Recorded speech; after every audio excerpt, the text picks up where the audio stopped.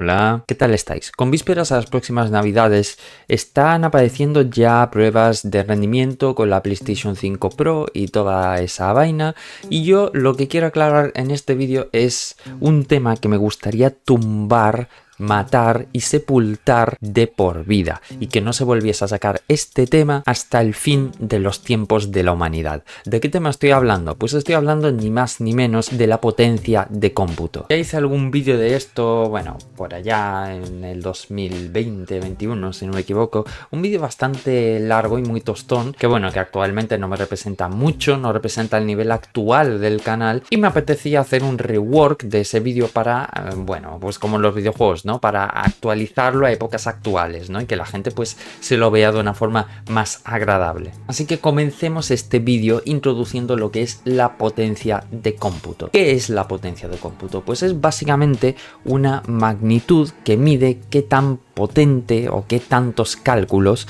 puede realizar, en este caso pues refiriéndose a tarjetas gráficas. Vale, ¿y cómo se obtiene esta magnitud? ¿De dónde sale, no? Se obtiene del producto, es decir, de multiplicar la cantidad de núcleos que tiene una tarjeta gráfica por la frecuencia de esa tarjeta gráfica multiplicado por 2. Es básicamente el cálculo en bruto que puede hacer cada núcleo por la frecuencia que tiene. ¿Y por qué se multiplica por 2? Bueno, pues porque básicamente cada núcleo puede hacer dos operaciones simultáneamente, que es el cálculo de producto y el cálculo copulativo. El cálculo de producto es una multiplicación o división si multiplicas por algo entre 0 y 1, y la operación copulativa es básicamente una suma o sumar un número negativo, que viene a ser lo mismo que restar, ¿vale? Y la unidad en la que se mide son los teraflops. ¿Y qué ocurre con los teraflops? Me tiene ya tan cansado que escuche comparaciones entre la potencia de la Play Pro y la potencia de una 4060 y que la gente dice que es lo mejor del mundo y es como, o que hay mucho bulo y mentira, y vamos a calmarnos un poco, ¿vale? Voy a explicar primero todo esto que estoy diciendo y ahora os comento por qué quiero sepultar esto y no sacarlo jamás en la vida. Voy a poner dos gráficas de ejemplo para comparar, y antes de nada me gustaría pediros que esto lo toméis en cuenta en videojuegos, porque es como se está comparando todo esto, ¿de acuerdo? O sea, que nadie me diga, no, es que en productividad y a la hora de render hay que tenerlo en cuenta porque es mucho más. te lo puedo pasar, pero aún así sigue sin ser del todo así. Así que vamos al grano. Lo primero de todo, ¿por qué pongo a la Vega 64 como ejemplo? Pues porque es una gráfica muy particular para ayudarme con este vídeo. La Vega 64 es una gráfica que tiene 4096 núcleos, tiene una barbaridad de núcleos para lo que era aquella época, y consta de una frecuencia base de 1247 MHz con un turbo, un boost de 1546. Si vamos donde dice Theoretical Performance, por cierto, todos estos datos lo podéis sacar de la web de Tech Power Up, ¿eh? Yo aquí no me estoy inventando nada, pasa que no lo veis porque está más arriba, ahí está, ¿vale? El caso, en Theoretical Performance aquí podéis ver todos los teraflops, gigaflops y todo este tipo de cosas, ¿vale?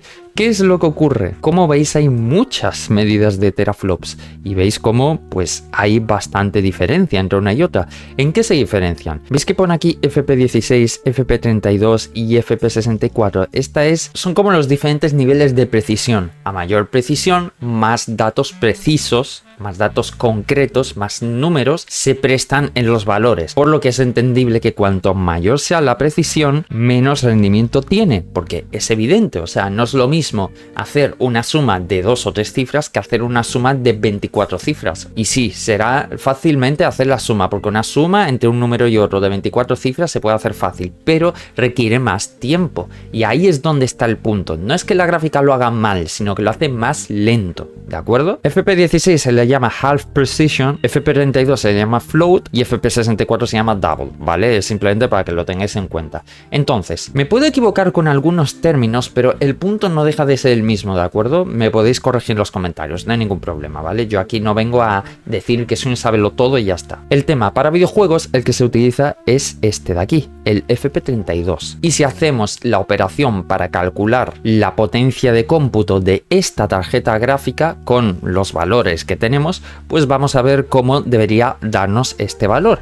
Vamos a hacerlo a ver qué tal. Aquí os muestro mi calculadora. Entonces vamos a multiplicar la frecuencia turbo, porque es el rendimiento más pico que pilla, porque esto se saca del rendimiento más alto, mientras que el TDP se saca del rendimiento más bajo. Esto es ley de vida, ¿vale? Porque es el marketing, básicamente. Entonces tiramos boost clock, 1546. Lo multiplicamos por, como había dicho antes, las unidades de cómputo, que son 4096, y lo multiplicamos por 2, porque recordad que se hacen dos tipos de operaciones, que es la de producto y la copulativa. Le damos igual y veis que nos sale pues todos estos números. Estos son megaflops, ¿de acuerdo? Si le quitamos 3 cifras serían gigaflops, si le quitamos otras 3 cifras serían teraflops, es decir, serían 12,66 teraflops, que es de hecho el numerito que nos sale aquí, ¿de acuerdo? Kilo, mega, giga, tera. Recordad eso, y después de tera viene peta, ¿vale? Simplemente multiplicar la frecuencia por la cantidad de núcleos por 2 y te debería salir este numerito. No tiene más historia. Esto es solo una demostración. Con esto no quiero decir que tengáis que hacer este cálculo. Simplemente os muestro de dónde sale este numerito mágico. Si lo comparamos con la GTX 1080 Ti, que fue la gráfica de su momento, su competencia, ¿no? Pues vemos que tiene 3584 núcleos, una frecuencia turbo bastante parecida de 1582. Vamos a multiplicarlo a ver cuánto nos da, solo por curiosidad, ¿vale? 1582 por 3584 por 2 y nos da mega, giga, tera, o sea 11,33, 11,34, vale, sí, correcto, perfecto, se redondea. Entonces tenemos los teraflops. Si nos guiásemos solo por los teraflops, podemos intuir o deducir que esta gráfica debería ser menos potente que la Vega 64. ¿Y quién coño se cree eso? No se lo cree nadie. Perdón, es que me pongo un poco agresivo. Obviamente la Vega 64 ni de lejos es equiparable a la 1080 Ti. De hecho, aquí tenéis un vídeo del canal de Iceberg Tech donde, bueno, podéis ver el rendimiento en videojuegos entre estas dos gráficas, comparando a Vega 64 y la 1080 Ti. Y aquí podéis ver perfectamente cómo, por ejemplo, en Control, la 1080 Ti, pues le pega un repaso a la Vega 64. Da igual en qué resolución, ¿eh? El repaso se lo pega por todos lados. Y sí, habrá gente que me diga que estos juegos son juegos modernos, no son juegos antiguos, no son juegos de hace, yo qué sé, de la época de estas gráficas. ¿Y qué? ¿Qué queréis decir con eso? O sea, ¿realmente me queréis convencer de que los teraflops son fiables? Es que mira esto, es que los mínimos de la 1080 Ti son los FPS medios que te da la Vega 64 en Resident Evil 2. Y aquí tenéis Metro Exodus, pues lo mismo. O sea, la 1080 Ti gana, pero estamos hablando de entre un 15 y un 30%, ¿eh? O sea, es una barbaridad. Y en Borderlands 3 igual. Y eso que Borderlands 3 se supone que es un juego pro AMD. Pero bueno, aquí tenéis los FPS medios, ¿vale? Para que veáis una comparativa global de todas las pruebas. Y aquí podéis entender cómo estos 12,66 teraflops versus esta 1080 Ti con sus 11,34 teraflops no es representativo del rendimiento en videojuegos. Vamos a hacer otra comparación. Tenemos la 1080 Ti, ¿vale? Vamos a irnos a otra gráfica que creo que puede ayudarnos también a explicar todo esto. Como puede ser, por ejemplo, la Radeon 7. Una pedazo de gráfica, una animalada de gráfica que creo que realmente no debería haber sido enfocada para videojuegos. Quizá una gráfica low cost para el mundo profesional, porque ahí sí que tiene un buen desempeño y lo vamos a ver aquí perfectamente. Fijaos cómo tiene 13,44 teraflops de potencia, ¿vale? Por lo que si tenemos en cuenta este numerito mágico, solo debería ser algo más potente que la 1080 Ti, que tiene 11,34. Vamos a ver si es verdad. Otro vídeo de Iceberg Tech de nuevo. What if la 1080 Ti tuviese competencia? Y teníamos aquí, pues, la Radeon 7. GTA 5, vemos cómo perfectamente la 1080 Ti le saca 30 FPS a la Radeon 7. No lo veis, aquí sí que lo veis. Esto en 1440 con todo al máximo, ¿vale? Veis como la Radeon 7 90 FPS versus la 1080 Ti 120. O sea, le saca bastante diferencia. Si nos vamos a Assassin's Creed Origins, podemos ver 3/4 lo mismo. Vemos que la 1080 Ti es bastante superior a la Radeon 7. Tampoco por mucho. O sea, no es que sea una diferencia que realmente tú digas, hostia, es muy bárbaro, pero es una diferencia palpable. Aquí tenemos Hellblade 85 versus 70. 3/4 lo mismo. Break es un juego un poquito antiguo, bueno, pues se igualan más o menos, ¿no? Aquí hay bastante menos diferencia. Tenemos Shadow of the Tomb Raider, que le saca un poquito, le saca 5 FPS de nada. Si nos vamos a Fórmula 1 2018 vemos que son bastante parecidas. Si nos vamos a Control vemos que la Radeon 7 por primera vez supera, no por mucho, a la 1080 Ti. Red Dead Redemption 2 pues le saca otro poquito también. Doom Eternal indistinguible, la verdad. ¿Esto qué es? Cyberpunk. Vale, con todo al máximo, pues tenemos que la 1080 Ti saca más de 60 FPS, la Radeon 7 se quedan 45. nada que decir. Y Forza Horizon 5, pues el mismo rendimiento. Podéis buscar más pruebas de rendimiento por vuestro lado, ¿de acuerdo? Entonces ya hemos visto cómo este numerito de aquí no es nada representativo de la realidad. A pesar de que tienen FP64 desbloqueado y han hecho un muy buen trabajo, por eso digo que esta gráfica debería ser empleada para el entorno profesional, que es donde tiene presencia FP64, esa precisión, mientras que la Vega 64 pues tiene menos de un teraflop, la verdad. Pero bueno, ese es otro tema. El caso, yo he visto muchas pruebas, he corroborado lo mismo, los teraflops son inútiles. Y terminamos con la 7600 XT, cuya precisión en FP32 es de 22,57 teraflops. Fijaos que esto ya son secretos industriales que yo desconozco. Fijaos que aquí he multiplicado la frecuencia turbo que tiene, 2755, por 2048, que son los núcleos que tiene, por 2. Y me ha salido 11 con no sé cuántos teraflops. Lo tengo que volver a multiplicar por 2 para que me salga 22,56 teraflops, que es precisamente lo que me aparece aquí. Y seguro que os preguntaréis, ¿por qué? ¿Por qué tienes que multiplicar por 4 en vez de por 2? Porque he multiplicado por 2 aquí, por 2 aquí.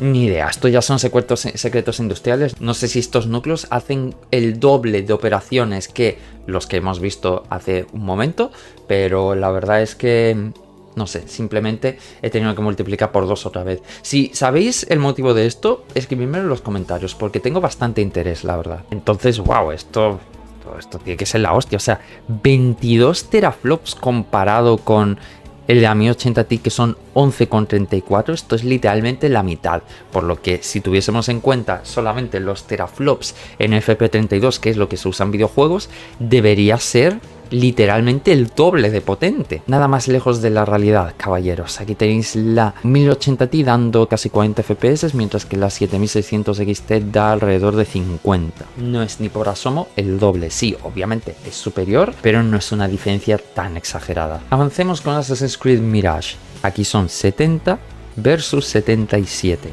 Aquí flaquea un poquito la cosa, ¿no? Muy lejos, 6. Far Cry 6 para los amigos.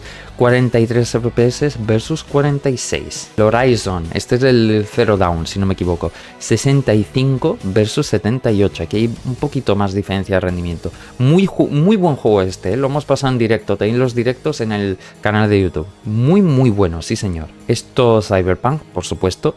Tenemos aquí 40 FPS versus 47.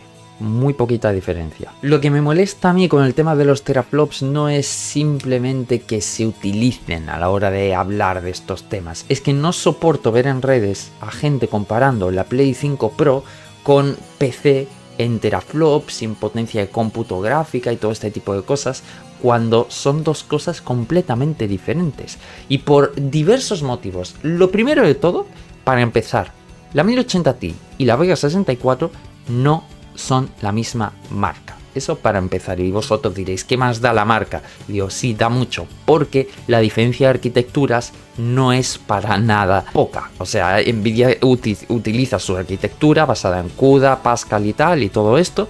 Y luego tenemos a AMD, que utiliza no solo otra arquitectura diferente, sino también otros diseños de construcción y de algoritmos y todo este tipo de cosas, sino que también la Vega 64 tiene un problema de diseño. ¿Por qué un problema de diseño? Porque la memoria que utiliza son dos memorias HBM2, que ya sabemos que esto en gaming no funcionaba, ¿vale? Por el precio y el stock, básicamente, y que sí, que te daba un ancho de banda muy bestia, pero el ancho de banda tampoco lo es todo para jugar un juego, ¿vale? ¿Y qué pasa? Que tenías un silicio enorme con 4000 núcleos, que es una barbaridad, es muy bárbaro, con dos memorias que eran las que se le suministraban pues todos los datos que iba a precisar la gráfica. ¿Qué ocurría? Pues que tenías un cuellazo de botella, tenías un cuello de jirafa tan grande que era el motivo por el que cuando le hacías overclock a las memorias, pues entonces esta gráfica ya empezaba a despuntar y parecía otra tarjeta gráfica. Que sí, que con un poquito de undervolt y tal podías hacer que funcionase mejor, pero ese no era el punto era que las memorias tenían un cuello de botella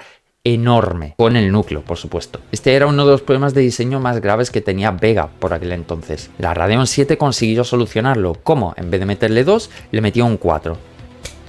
Y ya está. Y sí, funcionó bien, no sé. Es que comparado con la 2080, la verdad es que esta gráfica... Ay, tío, es que seguía habiendo falta de stock y tal, y bueno, eso es por lo que no triunfó esta gráfica. Pero dejando al margen las memorias, podemos ver cómo los teraflops no tienen en cuenta ni la arquitectura, porque tú podrás tener X núcleos y X frecuencia, y da igual qué arquitectura tengas, porque podemos comparar gráficas con exactamente la misma potencia de cómputo, pero resulta que una es del 2020 y la otra es del 2010, por lo que la del 2010 tiene una arquitectura muchísimo más desgastada y probablemente obsoleta que la de 2020. Además de que tampoco se tienen en cuenta los drivers de la gráfica, los juegos, con qué procesador lo combinas, todo este tipo de cosas no se tienen en cuenta. O sea, entiendo que es una medida, es una magnitud bastante guay cuando quieres comparar gráficas de diferente, o sea, de la misma generación, de la misma arquitectura y mismo todo, y que son de diferente gama. Entonces ahí te puedes hacer una idea, pero por lo demás es una medida que solo a día de hoy sirve como marketing, no sirve como ninguna otra cosa más. Es basura, no debería utilizarse esto. Lo que pasa es que, bueno, pues en marketing y en branding pues se presume mucho de oh, mira cuántos teraflops tiene esta consola y esto tal, porque es para engordar los números y hacerlo más llamativos. Esto es siempre lo que se ha estilado con los teraflops. Por ejemplo, mientras que la 7600 XT tiene una potencia de cómputo de 22,57 teraflops, la 7700 XT asciende hasta los 35,17 teraflops. Más o menos, si calculas la diferencia en porcentaje, debería ser parecida en videojuegos, pero aún así no es del todo así, porque los teraflops, como os he repetido antes, ¿cómo se calculaba? Se calculaba entre la frecuencia y la cantidad de núcleos, nada más. Bueno, si multiplicados por 2 o por 4, pero esto ya es la cantidad de operaciones que puede hacer, pero solo es una operación matemática que solo tiene en cuenta esta frecuencia y estos núcleos. Y para más Inri, en todos los juegos no funciona igual la tarjeta gráfica. La gráfica puede estar perfectamente al 100% de carga, pero a lo mejor en vez de estar corriendo a 2500 MHz está corriendo a 2200, por ejemplo. Entonces de nada te sirve esta potencia de cómputo, porque no siempre está ni a la misma frecuencia, ni se está utilizando igual siempre, ni está utilizando todos los núcleos de la misma forma. Entonces con esto hago un llamamiento a toda la comunidad friki del hardware, la informática, la electrónica. Por favor, desechad la potencia de cómputo, desechadla. Cualquier medio que hable de forma representativa y con un estandarte de los teraflops de X cosas, por favor, descartarlo. O sea, no, porque de verdad es la mayor gilipollez que puedes escuchar en la vida. No sirve para nada. Para lo que sí te puede servir, pues para comparar gráficas o consolas de la misma generación, pero nada más. Y es que tampoco lo consideraría, porque es mucho más fácil ver un vídeo de YouTube y ver cómo rinde esos juegos, y comparando ambas gráficas o ambas consolas. Este es mi veredicto y es lo que yo quería hablar en este vídeo. Dicho esto, yo me despido. Espero que os haya gustado este vídeo. Ha sido un vídeo que no ha sido muy denso ni nada, pero quería dejarlo claro para la gente que no tenía ni idea de esto y se está dejando influenciar por el tema del marketing o estas tonterías que salen cada 2x3. Así que yo me despido y nos vemos en otro vídeo. Hasta la próxima. Adiós.